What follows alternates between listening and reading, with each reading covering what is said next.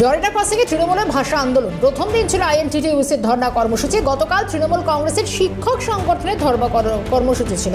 এদিকে আজ রয়েছে মহিলা সংগঠনের ধর্ণা কর্মসূচি। দুপুর 2টা থেকে বিকেল 5টা পর্যন্ত কর্মসূচির আয়োজন করা হচ্ছে। একবার সেখানকার ছবিটা দেখায়। ডরিনা ক্রসিং তৃণমূলের ভাষা আন্দোলন, যেখান থেকে পরপর বেশ কয়েকটা দিন এই কর্মসূচি রাখা হচ্ছে। আজ রয়েছে তৃণমূলের মহিলা সংগঠনের ধর্ণা কর্মসূচি। 2টা থেকে 5টা পর্যন্ত কর্মসূচি চলবে। সামগ্রিক ছবিটা তুলে ধরেছেন আমাদের প্রতিনিধি রেশমি দাস। বললে বাংলাদেশি তকমা কিংবা পরিযায়ী শ্রমিকদের হেনস্থার প্রতিবাদে তৃণমূল কংগ্রেসের পক্ষ থেকে ভাষা আন্দোলনের ডাক দেওয়া হয়েছিল। প্রথম পর্যায়ে গান্ধী মূর্তির পাদদেশে সেই ভাষা আন্দোলন চলে।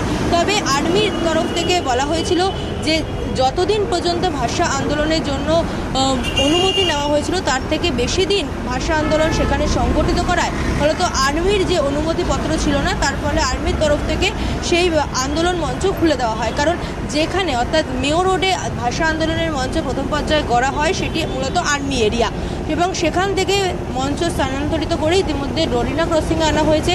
গত 2রা সেপ্টেম্বর থেকে ডরিনা ক্রসিংয়ে চলছে তৃণমূল কংগ্রেসের ভাষা আন্দোলনে ধর্ণা কর্মসূচি, এবং এখানে একটি অস্থায়ী মঞ্চ করা হয়েছে। প্রথম দিন তৃণমূলের শ্রমিক সংগঠন আইএনটিটিইউসির ধর্ণা কর্মসূচি ছিল। তার পরদিন অর্থাৎ 3রা সেপ্টেম্বর ছিল তৃণমূলের শিক্ষা সেলের ধর্ণা কর্মসূচি, এবং গতকাল ছিল জয় হিন্দ বাহিনীর ধর্ণা কর্মসূচি। আজকে রয়েছে তৃণমূলের মহিলা কংগ্রেসের ধর্ণা কর্মসূচি। জয়প্রকাশ মজুমদার জানিয়েছেন 16 তারিখ পর্যন্ত তৃণমূলের এই ধর্ণা কর্মসূচি চলবে ভাষা আন্দোলনকে কেন্দ্র করে, এবং পরবর্তীতে যদি আন্দোলনের বাড়ানো হয় আন্দোলনের সময়সীমা, সেক্ষেত্রে তা পরে ঘোষণা করা হবে বলেই জানা যাচ্ছে তৃণমূল কংগ্রেসের পক্ষ থেকে। পাশাপাশি আরেকটি গুরুত্বপূর্ণ বিষয়, আগামী 8 তারিখ রয়েছে উচ্চ মাধ্যমিকের সেমিস্টার। ফলত এই সেমিস্টারের দিন তৃণমূলের যুব কংগ্রেসের ভাষা আন্দোলন রয়েছে। ফলত যেহেতু উচ্চ মাধ্যমিকের সেমিস্টার, সেক্ষেত্রে মাইক বাজানোর ক্ষেত্রে কিছু বিধিনিষেধ থাকে।